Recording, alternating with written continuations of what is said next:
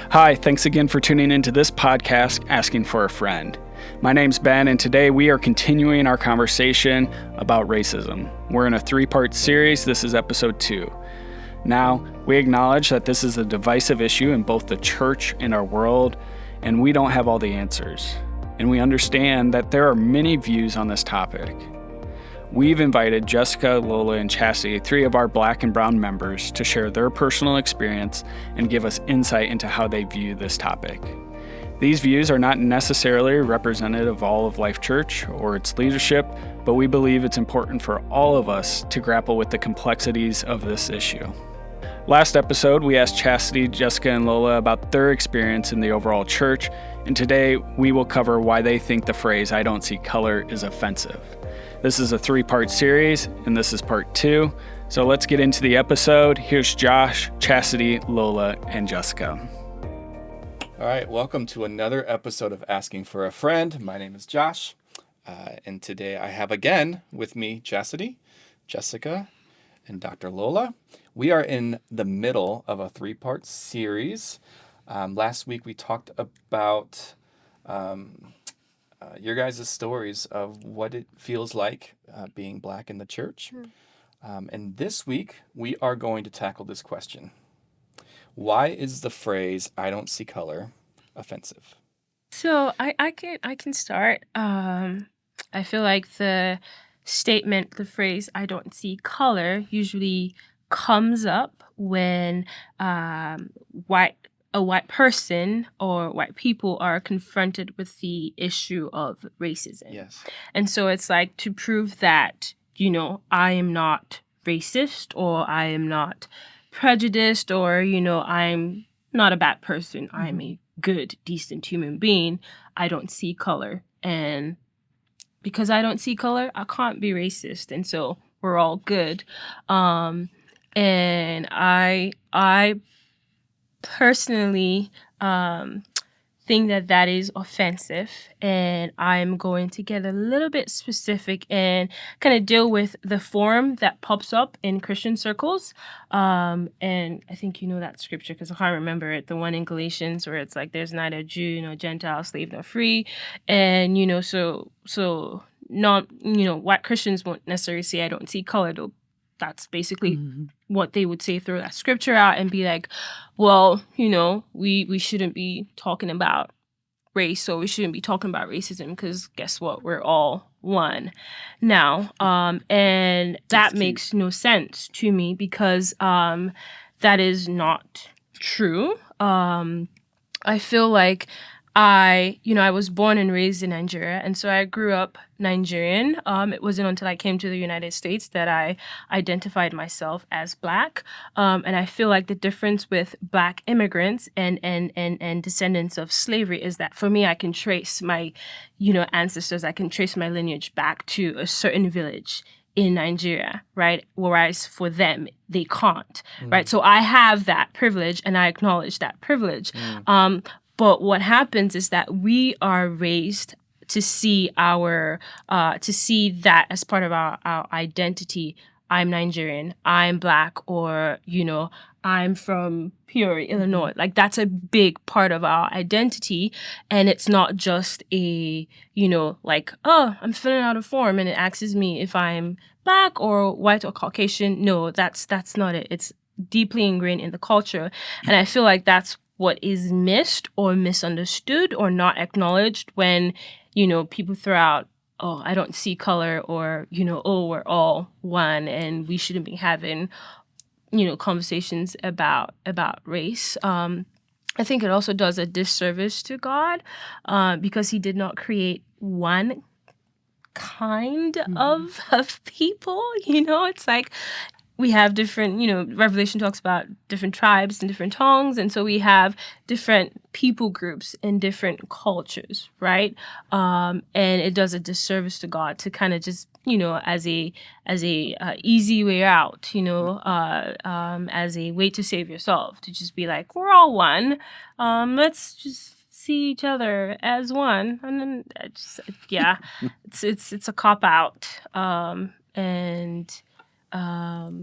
For me personally, what that boils down to is I am not worthy of your engagement. Like, you are not willing to engage with me on this issue.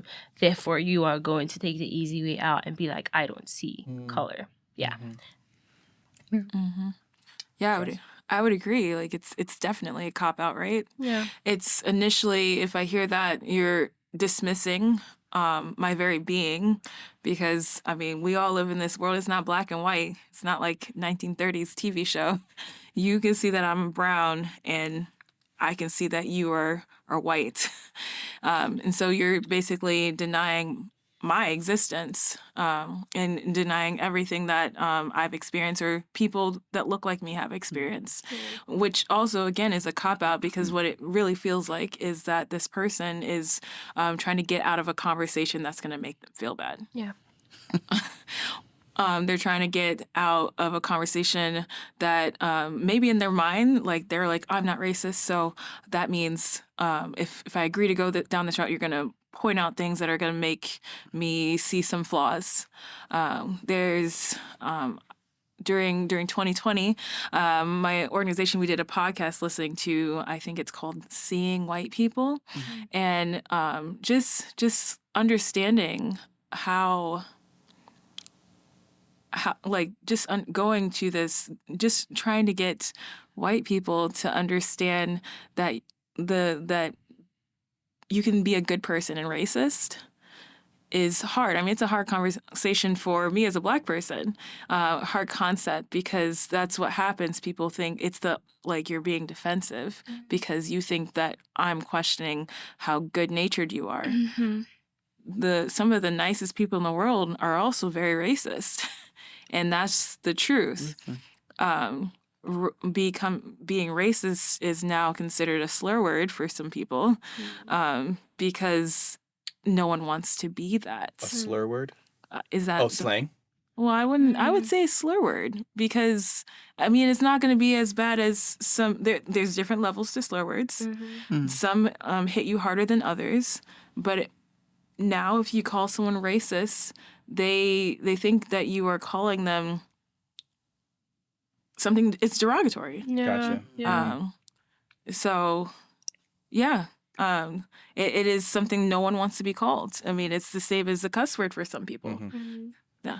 Yeah. So I was watching something on TV, and I can't remember what it was, but they were talking about this colorblind idea, and how for some people, they took the words of Dr. Martin Luther King when he said, judge people by the content of their character and not the color of their skin. And then that equated colorblind. Yeah.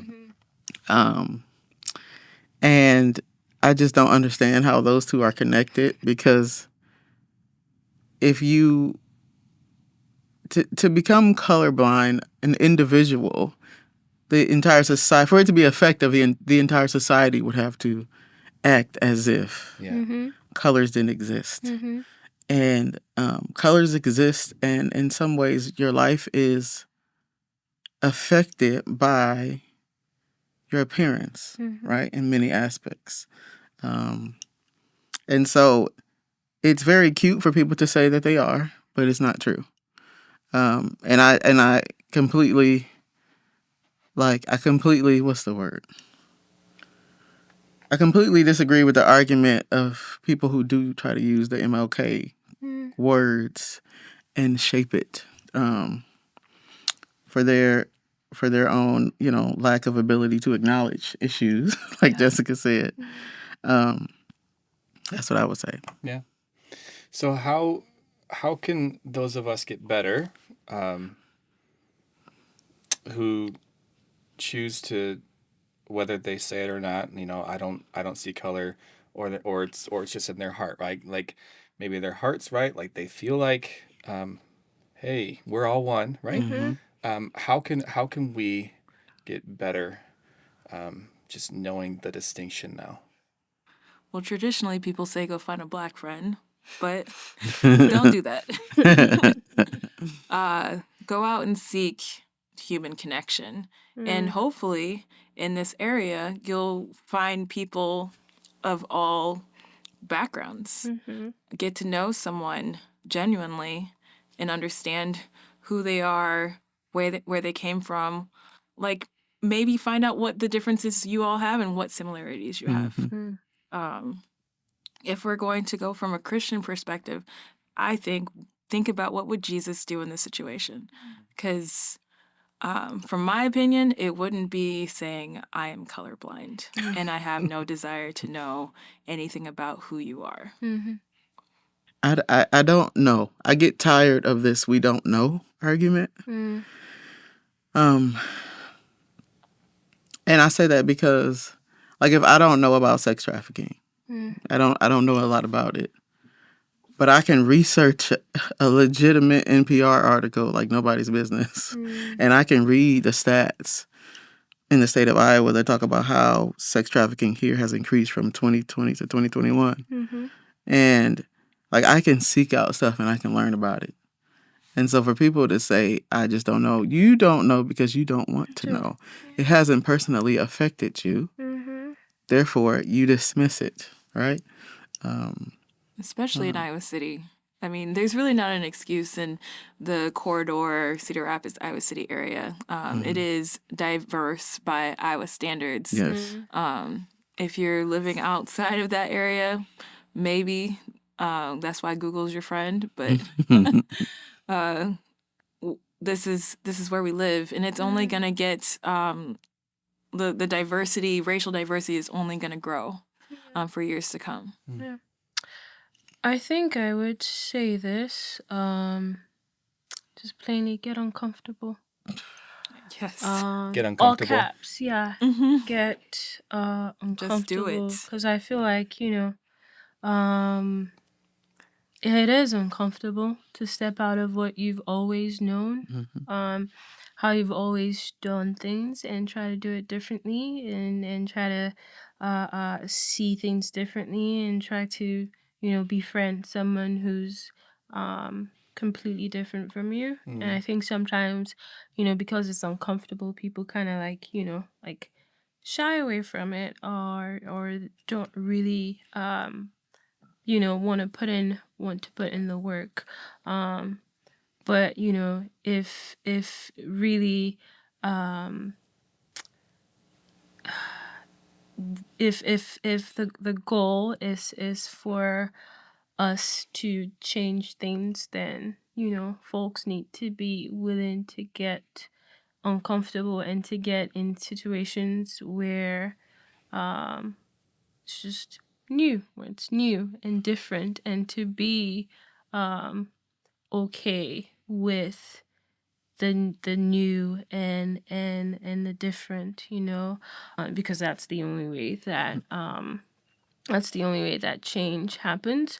And then the second thing I would say is give up control. I think I say that as a Black woman, I say that as a Christian, and I say that as a non-American, as a migrant, there is such a thing about being in control and wanting control, and wanting to be the loudest voice and the norm, and just hard to actually be in the background and not be center stage. And I feel like as long as there's just a guard over wanting to be center stage and never being in the backstage, then they're not really seeing what's going on.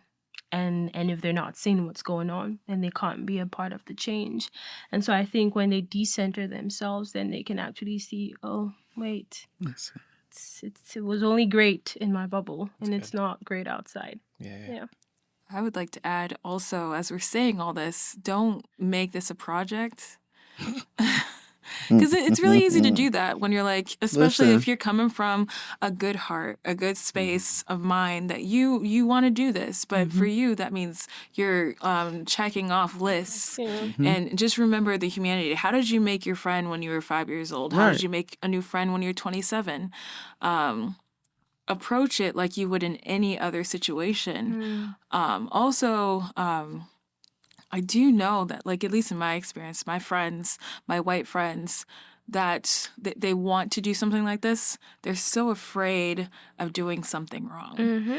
And that's a very real thing that, I mean, we recognize, but like as a Black woman, I have to deal with that every single day. Listen, Sometimes it's just not fun, but you still do it. And you still go out there and you put yourself in that situation because you want to experience something new. Yeah. Now, I think, I mean, what do you all think? That a lot of this is because it's not just it's a different kind of fear. Their fear is tied to their morality. Mm-hmm. They feel like if they mess up, it means they're a bad person. Mm-hmm. And I'm here to say, I'm not going to think you're a bad person if you're trying genuinely, but you might have to have a conversation. And if you are that genuine good person, that conversation can be a conversation where we can both work towards being better. Yeah, I don't think ignorance is not a thing of morality. Right. I am ignorant about a bunch of things, but I don't think I'm a bad person. Like, I know to a certain extent facts about human trafficking, but I don't know all the facts. That does not mean that I'm like not against it and therefore a bad person. And I feel like there needs to be an embracing of, like, in order for you to know and grow, you have to accept the fact that you are ignorant, and that is going to come out and that is going to show sometimes. But ignorance does not equal like immoral, like you don't have great morals, or you're not a good person.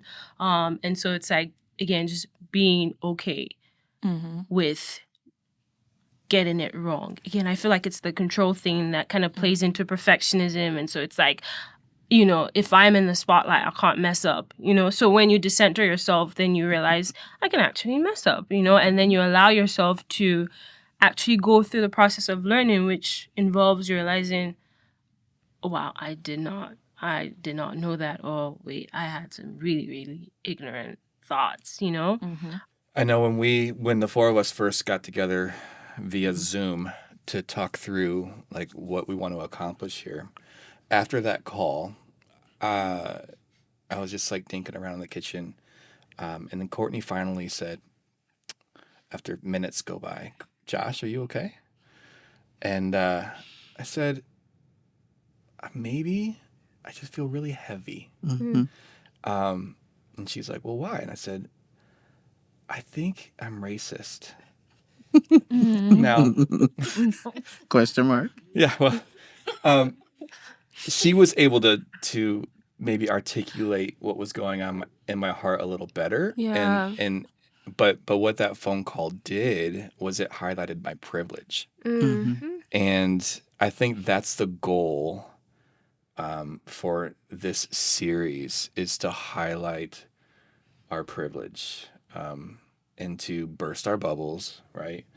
And so it was refining for me to, maybe that was me decentering myself to maybe start the conversation. Yeah. But it hurt a little bit for several reasons. And so I think it just goes to show that, but man, I feel so privileged to like learn and to hold your guys' stories and experiences. And so I feel like it is so well worth it for anyone to like decenter, get uncomfortable, and care. Well, thank you so much for sharing your experiences and your stories with us. And that concludes this episode of Asking for a Friend. This is part 2, so be looking for part 3 coming out soon. And we'll see you next time. Thanks again for tuning in today as we discussed with Chastity, Lola, and Jessica as they explained why I don't see color as offensive to them. We have resources down below that expand on this topic of just racism from our guests. And if you haven't yet subscribed to our podcast, we encourage you to do so. We're on Apple, Google, and Spotify. We're always looking to engage with new questions, so if you have one, submit one below by following the link. Thanks again for tuning into this episode of Asking for a Friend. We'll see you next time.